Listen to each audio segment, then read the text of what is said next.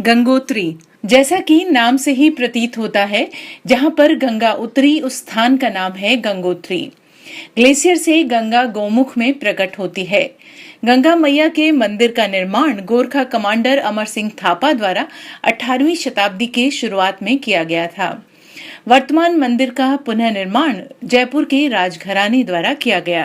पौराणिक कथाओं के अनुसार भगवान श्री रामचंद्र के पूर्वज रघुकुल के चक्रवर्ती राजा भगीरथ ने यहाँ एक पवित्र शिलाखंड पर बैठकर भगवान शंकर की प्रचंड तपस्या की थी।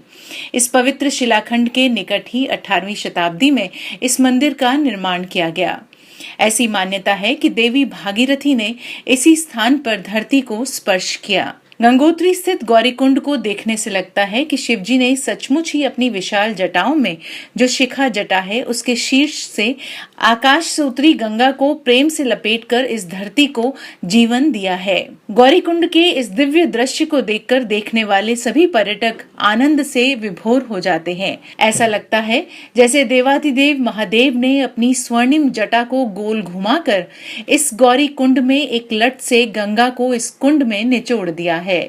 जिस प्रकार का वर्णन शास्त्रों में गंगा का मिलता है, उसका प्रत्यक्ष प्रमाण यहाँ गंगोत्री में देखने को मिलता है। शिवलिंग के रूप में एक नैसर्गिक चट्टान भागीरथी नदी में जलमग्न है। पौराणिक आख्यानों के अनुसार भगवान शिव इस स्थान पर अपनी जटाओं को फैलाकर बैठ गए और उन्होंने गंगा माता को अपनी घुंघराली जटाओं में लपेट लिया। शीतकाल के आरंभ में जब गंगा का स्तर काफी अधिक नीचे चला जाता है, तब उस अवसर पर ही उक्त पवित्र शिवलिंग के दर्शन होते हैं।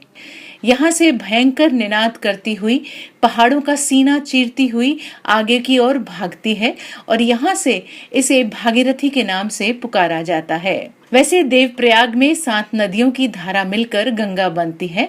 इन सब श्रेष्ठ जीवनदायिनी देव नदियों के नाम हैं भागीरथी, जाह्नवी, भीलगंगा, मंदाकिनी, ऋषिगंगा, सरस्वती और अलकनंदा। ये सारी देव नदियां देवप्रयाग में आकर मिलती हैं और सप्त धाराएं एक होकर गंगा के रूप में 7 दिन सदा के लिए संसार को सुख शांति प्रदान करने के लिए इस धारा पर बहती आ रही हैं। ऐसे दुर्गम स्थान पर जहां इतना विशाल और भव्य मंदिर जैसे तीर्थ यात्रियों को और अपनी ओर आकर्षित करता है, आश्चर्यचकित करता है। ठीक उसी प्रकार गंगा अवतरण की कथा भी लोगों को अपनी ओर खूब आकर्षित करती है। गंगा मंदिर 6 महीने तक यात्रियों के लिए खुला रहता है और 6 महीने के लिए बंद रहता है। जब सर्दियों में यहाँ बर्फ भारी मात्रा में गिर जाती है, तब 6 महीने के लिए गंगा जी की मूर्ति को नीचे धराली के पास मुखवा में ले आया जाता है, जहाँ उनकी विधिवत पूजा 6 महीने तक की जाती है। भगीरथ ने शिवजी की कठिन तपस्या करके गंगा को धरती पर लाने का काम किया, जिससे सागर के पुत्रों का तो उद्धार हुआ ही, साथ ही आज संपूर्ण जीव जगत को गंगा जी जीवन दे रही हैं। ऐसी पतित पावनी गंगा को कोटि कोटि प्रणाम। अगर आपको हमारा वीडियो पसंद आया है तो आप हमारे YouTube चैनल को सब्सक्राइब करना न भूलें।